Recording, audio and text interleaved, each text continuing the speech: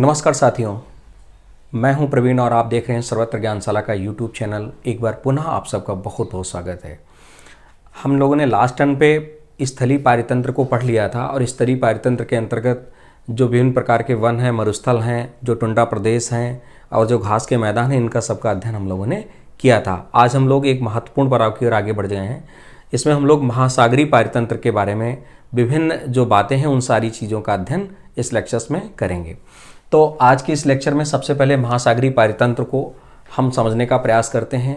निश्चित तौर पे आप समझने का प्रयास भी करेंगे कि हम अगर इस बात को समझने का प्रयास करें, आपको लगता होगा कि महासागर जो है स्थलीय भूभाग से काफ़ी अधिक भाग है। कहा जाता है कि 71% भूभाग पर पानी है, महासागर है। तो जब 71% भूभाग पर पानी है, निश्चित तौर पर वहाँ पर बहुत सारी वनस्पतियाँ होंगी, वहाँ पर बहुत सारे जीवधारी होंगे और वहाँ पर अजैविक घटकों से मिलकर के वहाँ पर एक पारितंत्र का निर्माण करेंगे, जिसी को हम लोग क्या कहेंगे, महासागरीय पारितंत्र। अर्थात वहाँ पर उपलब्ध उत्पादक, उपभोक्ता, अपघटक और वहाँ के जो अजैविक घटक हैं उनको मिलकर के एक पारितंत्र का निर्माण करते हैं, जिसी को हम लोग कहते हैं महासागरीय पारितंत्र। उस पारितंत्र के अंतर्गत भी आपको फूड चेन्स देखने को मिलेगी। वहाँ पर आपको उत्पादक, उपभोक्ता, अपघटक और इस तरह से इन चीज़ों को बारे में जानते हुए आप देखेंगे एक फूड चेन का निर्माण हो रहा है। वहाँ पर भी आप देखेंगे एक खाद्य जाल, जो फूड वेब है, वहाँ पर भी आपको देखने को मिल जाएगा। तो ये सारी चीज़ें आपको पढ़ने को मिलेंगी। आज के इस लेक्चर में हम सबसे पहले इस बात को जानने का प्रयास करें कि महासागरीय पारितंत्र को जब हम पढ़ने जा रहे हैं तो वो स्थलीय भाग से किस तरह से अलग है।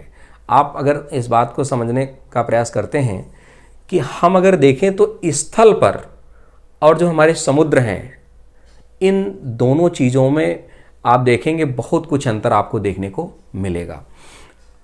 आप कह सकते हैं कि स्थलीय जो परिस्थितियां हैं, जो वहाँ का अनुकूलन है, वहाँ के जैविक अजैविक घटकों के बीच में, और जो हमारे महासागरीय परिस्थितियां हैं वहाँ पर जैविक अजैविक घटकों के बीच में अनुकूलन है, ये दशाएं अलग अलग देखने को मिल जाएंगी आपको। आप देखें तो स्थल पर जो उत्पादक हैं, जो उपभोक्ता हैं, जो अपघटक हैं, वो आपको दूसरे प्रकार के मिलेंगे, लेकिन महासागर के अंदर उत्पादक, उपभोक्ता और अपघटकों का प्रकार अलग हो जाएगा। इस कारण उनकी फूड चेन और फूड वेब वगैरह सब अलग हो जाती हैं।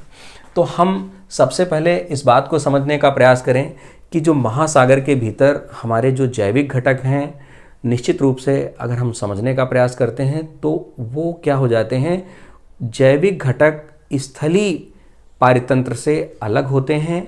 और मैंने आपको बताया इस कारण उनकी अनुकूलन की दशाएं भी अलग होती हैं।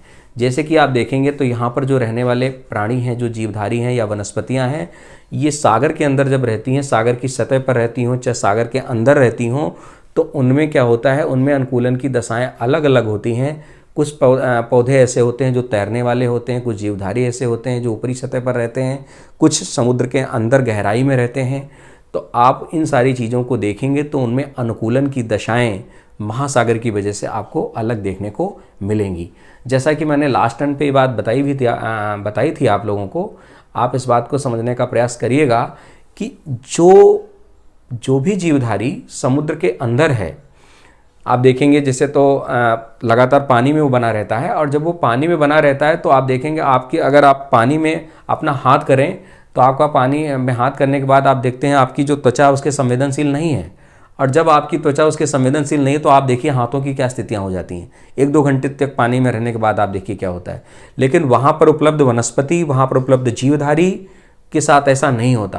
क्यों? क्योंकि उनमें अनुकूलन की दशाएं लगातार कई हजार वर्षों से जीते आ रहे हैं, उनके पूर्वज जीते आ रहे हैं। इस कारण उनमें अनुकूलन की दशाएं पैदा हो गई हैं। आप देखें तो उनकी सतह पर मोम का पदार्थ चढ़ा होता है, जिस कारण वो उस पानी के अंदर अपने आप को क्या करते हैं, सर्वाइव कर पाते हैं। तो ऐसे पौधे जो पानी में सर्वाइव कर पाते हैं, मैंने आप लोगों को उनके बारे में भी बताया था। देखा होगा कि जो वहाँ के जीवधारी, जैसे मछलियों को ले लें तो मछलियाँ क्या करती हैं, गिल्स के माध्यम से श्वसन क्रिया करती हैं। उभयचर प्राणी जैसे मेढक को ले लें, मेढक त्वचा के माध्यम से क्या करता है, अपनी श्वसन क्रिया करता है। तो जो स्थल पर रहने वाले प्राणी हैं और जो जल के अंदर रहने वाले प्राणी हैं, उन प्राणियों में अनुकूलन की दशाएं भी अलग अलग होती हैं।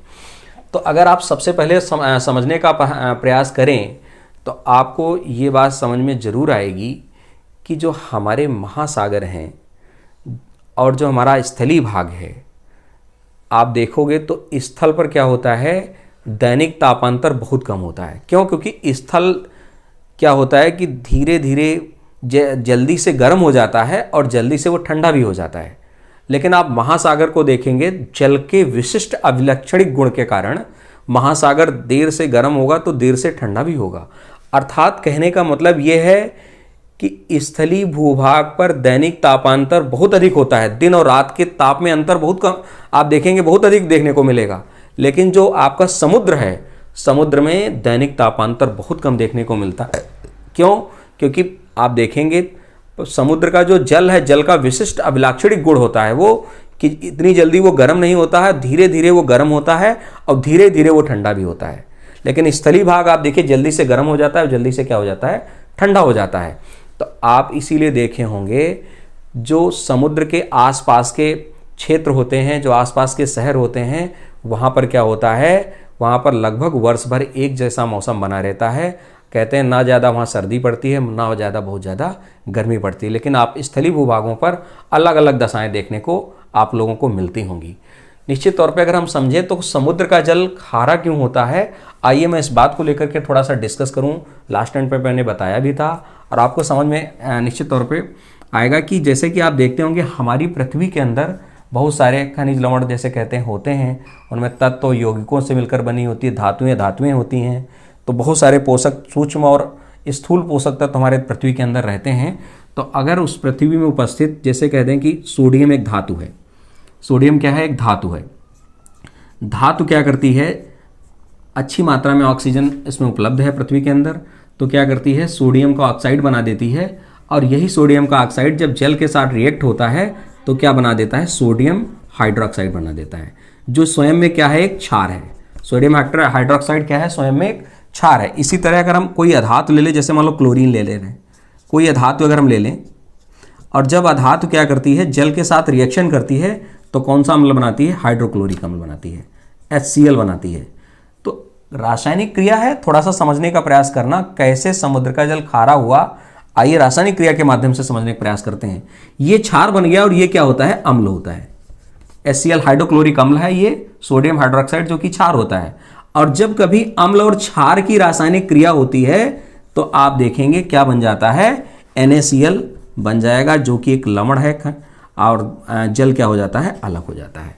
तो आप देखेंगे अम्ल और क्षार की क्रिया के फलस्वरूप, अम्ल क्षार की क्रिया के फलस्वरूप लवण का निर्माण हुआ है। उसी लवण के कारण जो समुद्र का जल है वो कैसा दिखता है, हमको खारा दिखता है। तो इस चीज को आप समझने का प्रयास करिएगा। आप देखते होंगे हमारी धरती से होकर के, संपर्क से होकर के पानी, चाहे वो नदियों के जरिए जाए महासागर में, और चाहे वर्षा का जल स्थलीय भूभाग से गुजरता हुआ नदियों से जाता हुआ महासागर के अंदर जाए, लेकिन वो जल जो है वो हमारे निश्चित रूप से स्थल के संपर्क में आता है, मिट्टी के संपर्क में आता है।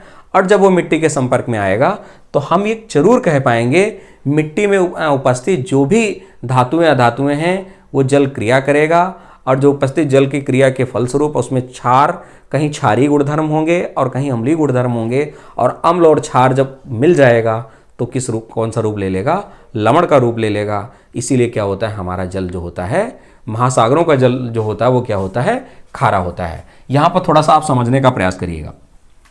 जैसे सपोज दैट मान लेते हैं ये आपका महासागर है, इस तरह से, ये क्या है आपका, ये महासागर है।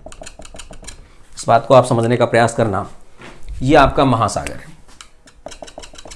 तो आप देखें अगर ये महासागर है तो क्या होगा, यहां पर सूर्य की किरणें पड़ेंगी, और जब यहां सूर्य की किरणें पड़ेंगी तो निश्चित रूप से क्या होगी, जलवाष्प यहां की कहां जाएगी, वायुमंडल में जाएगी। और वायुमंडल में जाने के बाद क्या करेगी, बादलों का निर्माण करेगी, बादलों का निर्माण करेगी। इस तरह से ये बादल बन जाएंगे।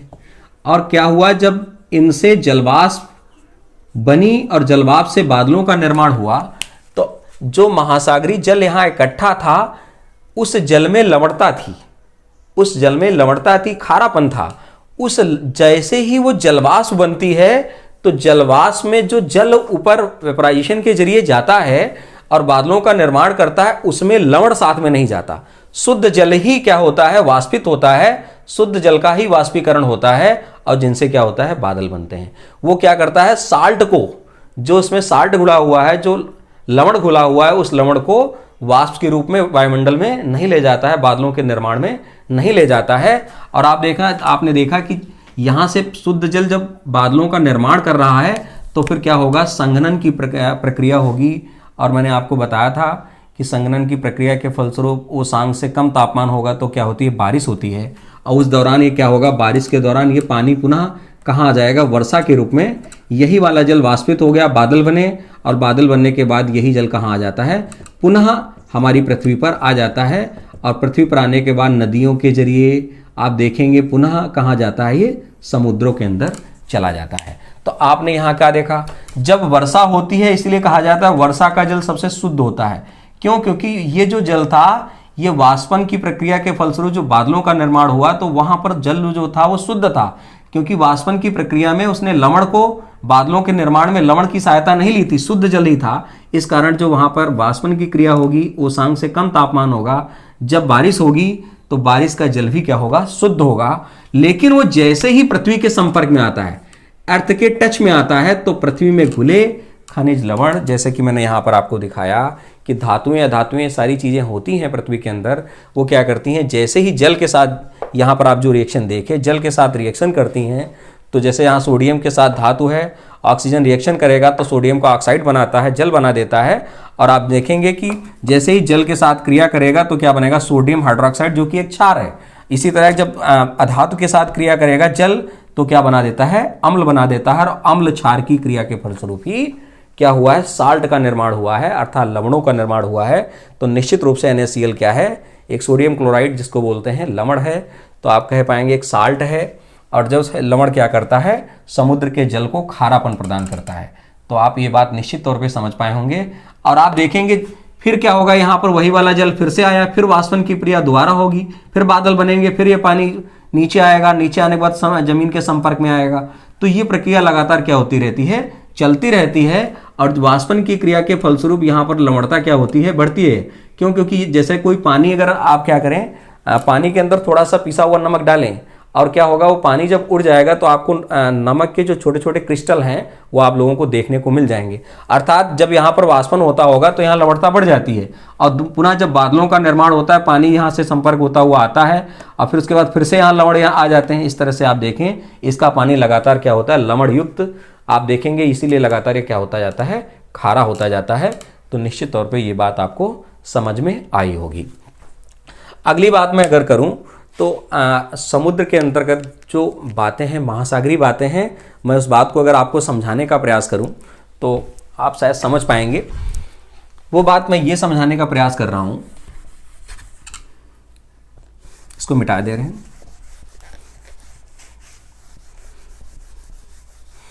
महासागरों के अंदर ताप का क्या प्रभाव है?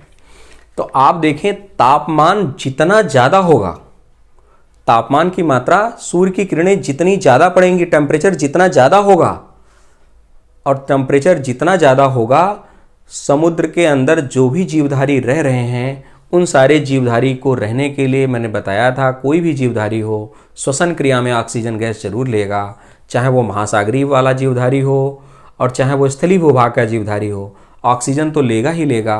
तो समुद्र में जो पानी के अंदर घुलित ऑक्सीजन है, उस घुलित ऑक्सीजन का वो प्रयोग करता है। और अगर टेम्परेचर बढ़ जाएगा तो टेम्परेचर बढ़ने के कारण वहाँ पर उपलब्ध घुलित ऑक्सीजन की मात्रा क्या हो जाती है, कम हो जाती है। इस कारण आप देखेंगे अगर टेम्परेचर लगातार बढ़ रहा है, ग्लोबल वार्मिंग जैसी घटनाएं हो रही हैं, तो ये महासागरीय पारितंत्र को नष्ट करने जैसा है, उस पारिस्थितिकी तंत्र को असंतुलित करने की परिस्थितियाँ हैं, पारिस्थितिकी असंतुलन की स्थितियाँ हैं। आप देखेंगे तो जैसे ही तापमान बढ़ेगा, तापमान बढ़ने के बाद क्या होगी, उसमें जो घुलित ऑक्सीजन की मात्रा है वो कम हो जाएगी। और जब घुलित ऑक्सीजन की मात्रा कम हो जाएगी तो उन पर जो उत्पादक हैं, उत्पादक के अलावा जो उपभोक्ता हैं और जो अपघटक हैं, तो आप देखेंगे उसके अंदर जो चेन है वो क्या हो जाती है, पूरी डिस्टर्ब हो जाती है। जब उत्पादक नहीं रहते हैं तो उपभोक्ता और नीचे जो अपघटक हैं वो भी क्या हो जाएंगे, डिसबैलेंस हो जाएंगे। आप इस बात को समझ पा रहे होंगे। फिर अगली बात आती है, जैसा कि मैंने बताया कि टेम्परेचर के कारण आप देखेंगे जैसे जैसे तापमान बढ़ेगा, समुद्र के अंदर जो भी घुलित ऑक्सीजन की मात्रा है वो कम होती जाती है, और कहा जाता है 10 ppm, उसमें औसतन रूप में 10 ppm ऑक्सीजन घुली रहती है, जिसका मतलब यह है कि 1 लाख लीटर में लगभग 10 लीटर के बराबर, अगर 1 लाख लीटर आयतन ले लें समुद्र का, तो उसमें लगभग 10 लीटर के बराबर ऑक्सीजन घुली रहती है, जो स्थलीय भूभाग से आप देखेंगे, स्थल पर जो हमारे जीवधारी हैं, स्थल पर जो हमारे पादप हैं, स्थल पर हमारे जो जीव हैं, उनसे लगभग 150 से 175 गुना कम है। 10 ppm जो मैंने बताया, घुलित ऑक्सीजन जो हमारे महासागर के अंतर्गत जो भी हमारे आप कह सकते हैं उत्पादक हैं, चाहे उपभोक्ता हैं, लेते हैं श्वसन क्रिया के फलस्वरूप, जो 150 गुनी 150 से 175 गुना क्या होती है, कम होती है स्थलीय भूभाग से।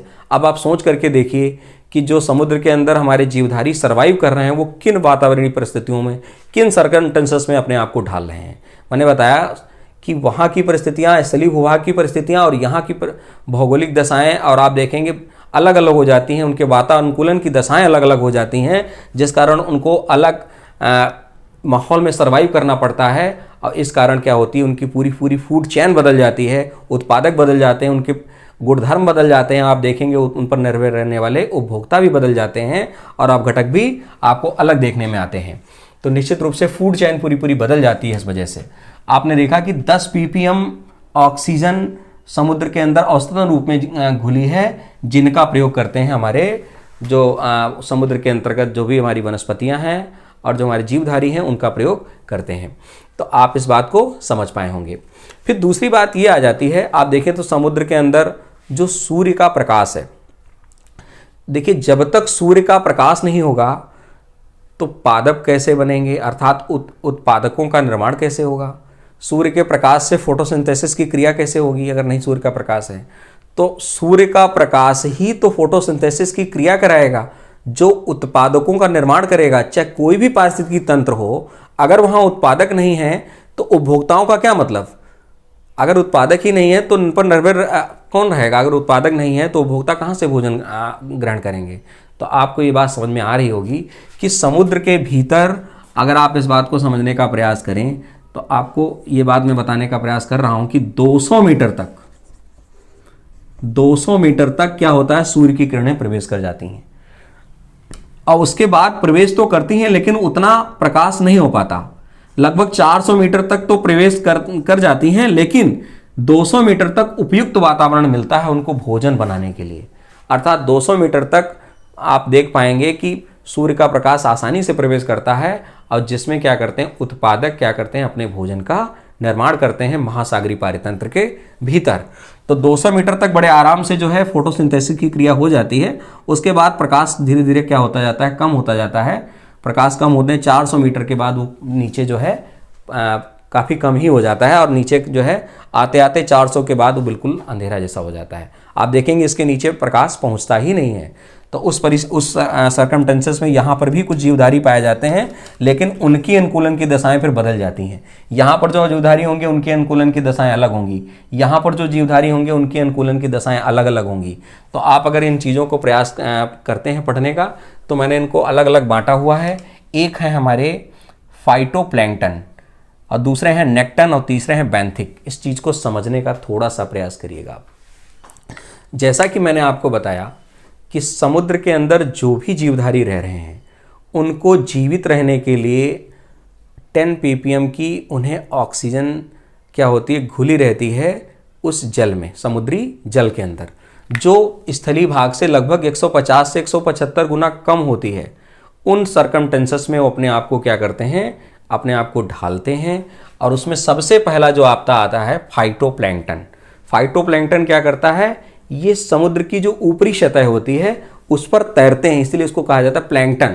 क्या करते हैं, ये तैरने वाले हैं। ये ऐसी वनस्पतियां जो समुद्र की ऊपरी सतह पर तैरती हैं, जिसको हम लोग क्या करते हैं, फाइटोप्लैंक्टन कहते हैं। और ये लगभग 200 मीटर की गहराई तक क्या होती हैं, पाई जाती हैं। और ये 200 मीटर की गहराई तक जब पाई जाएंगी तो निश्चित रूप से यहाँ सूर्य का प्रकाश पहुंचेगा, और जब सूर्य का प्रकाश पहुंचेगा तो ये क्या करेंगे, फोटोसिंथेसिस की क्रिया करेंगे, अर्थात प्रकाश संश्लेषण की क्रिया करेंगे और अपने भोजन का निर्माण करेंगे। और इनका जब भोजन का निर्माण होगा तो उनके खाने वाले होंगे जू प्लैंक्टन वाले प्राणी। तो तो आप कह पाएंगे जू प्लैंकटन क्या करता है, फाइटोप्लैंकटन के बने हुए भोजन को क्या करता है, अडॉप्ट करता है, प्राप्त करता है। तो आप फाइटोप्लैंकटन को समझ गए होंगे। इसके अंतर्गत वो वनस्पतियां आएंगी जो क्या करती हैं, तैरने वाली होती हैं। समुद्री जल, अब जैसे जल की धारा चल रही है उसी हिसाब से साथ में चलते रहते हैं, उसी बहाव में लगातार क्या करते रहते हैं, चलते रहते हैं।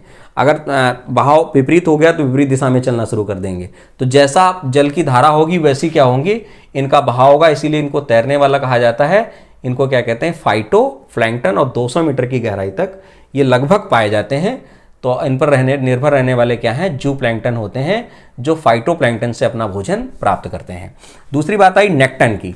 तो नेक्टन में जैसा कि मैंने उसमें बताया, उसमें इस तरह के वनस्पतियां पादप थीं जिन्होंने अपना भोजन बनाया, जो तैरते थे। लेकिन नेक्टन में क्या है, नेक्टन में जैसे समुद्र की जो धारा चल रही है उस धारा के विपरीत दिशा में भी जो चल सकते हैं। तो ये शक्तिशाली प्राणी हैं। तो ऐसे शक्तिशाली प्राणी या पादप जो क्या कहते हैं, समुद्र की जल की विपरीत दिशा में चले जाते हैं, उन्हें क्या कहा जाता है, उन्हें नेक्टन कहा जाता है। जैसे कि इसमें लिखा हुआ है, समुद्री गाय है, व्हेल है, बड़े शैवाल हैं, सी बोट्स हैं, ये सब क्या होते हैं, ये सब समुद्र की धारा की विपरीत दिशा में भी जा सकते हैं। तो निश्चित रूप से बड़े शक्तिशाली होते हैं, इसीलिए इनको क्या कहा जाता है, नेक्टन कहा जाता है। इस बात को भी आप समझने का प्रयास करिएगा। फिर अगली बात आती है बैंथिक। इसमें वो जीवधारी आते हैं जो बहुत अधिक वायुमंडलीय दाब पर अपने आप को सर्वाइव करते हैं। अब आप इस बात को समझने का प्रयास करना थोड़ा सा।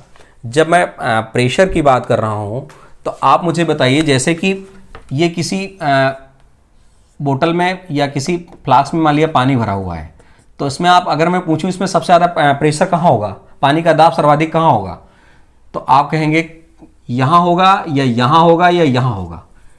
निश्चित रूप से अगर आप इनमें 3 अलग अलग छेद कर लें और जहाँ पर धारा जो ज़्यादा सबसे दूर गिरेगी जा करके वहीं पर दाब ज़्यादा होगा। तो आप इस प्रयोग को करने के बाद आपको पाएंगे सबसे ज़्यादा दाब जो है तली में होता है। क्यों? क्योंकि वहाँ पर सबसे जो नीचे है और उसके ऊपर बहुत सारा वाटर है, तो इस कारण दाब है नीचे।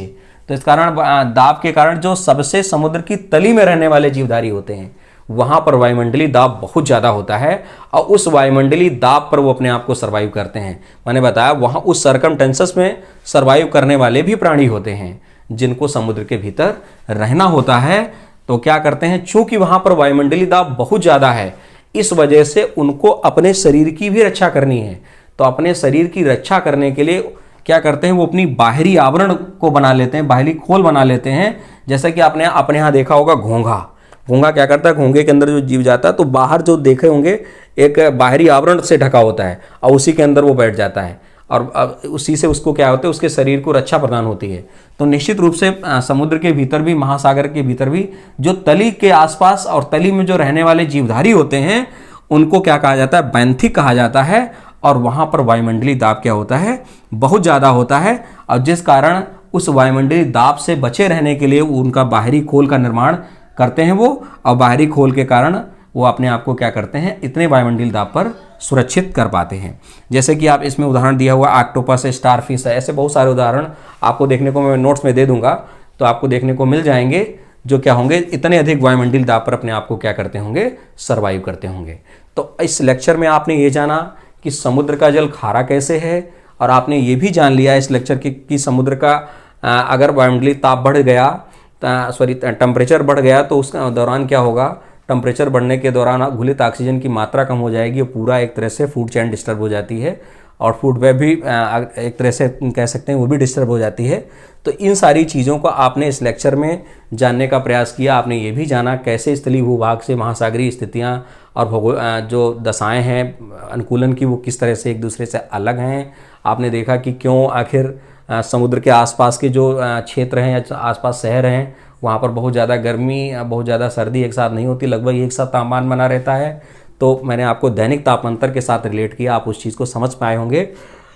और जो हमारा अगला जो लेक्चर होगा वो लेक्चर एग्ज़ाम के पॉइंट ऑफ व्यू से बहुत बहुत इम्पॉर्टेंट है, क्योंकि उसमें बहुत सारे क्वेश्चंस एग्जाम्स को लेकर के बनेंगे। जैसे कि अगले लेक्चर में हम कोरल रीफ को पढ़ेंगे, अर्थात प्रवाल भित्ति को पढ़ेंगे, और जो हमारी आर्द्र नम भूमि है वेटलैंड को हम लोग पढ़ेंगे। इसके अलावा एस्चुरी को हम लोग पढ़ेंगे, जिसको हम लोग ज्वार नद मुख कहते हैं, ज्वार नद मुख को हम लोग पढ़ेंगे। और सबसे इम्पॉर्टेंट इसमें जो क्वेश्चन आता है मैंग्रोव वनस्पतियों को लेकर के, तो मैंग्रोव जो प्लांट्स होते हैं उनके बारे में भी हम अध्ययन करेंगे नेक्स्ट लेक्चर में। उस लेक्चर्स को आप छोड़िएगा नहीं, अच्छे से पढ़िएगा, क्योंकि वहाँ से 1 या 2-3 क्वेश्चन हर एग्जाम में, कितने भी कंपटीशन एग्जाम हो, यहाँ से क्वेश्चन बहुत सारे बनते हैं। आपकी एग्जाम में निश्चित तौर पे 1 क्वेश्चन या 2 क्वेश्चन उससे ज़रूर बनेंगे। आप निश्चित तौर पे उस लेक्चर का अच्छे से अध्ययन करना, मैं पूरा प्रयास करूँगा। उसके अंतर्गत जिस तरह के भी क्वेश्चन होंगे मैं उन सारे क्वेश्चंस को अपनी PDF नोट्स में डालने का प्रयास करूँगा। तो आप PDF नोट्स को लगातार पढ़ते जाइए, आपको नोट्स बनाने की ज़रूरत नहीं है। मैं आप लोगों को डिस्क्रिप्शन में PDF नोट दे दूँगा। इसके अलावा मैंने यूट्यूब चैनल के अलावा आप टेलीग्राम पे एक चैनल बनाया हुआ है जहाँ पर PDF नोट्स को मैं सर्वत्र ज्ञानशाला नाम से बनाया हुआ है। मुझे मेरे नंबर पर अगर आप व्हाट्सअप करेंगे तो उस चैनल से मैं आप लोगों को जोड़ दूंगा। मेरा नंबर है 9838682088। इस पर आप मुझे भेजेंगे तो मैं आपको वहाँ से जोड़ दूंगा। मिलते हैं अगले लेक्चर में। Thank you so much.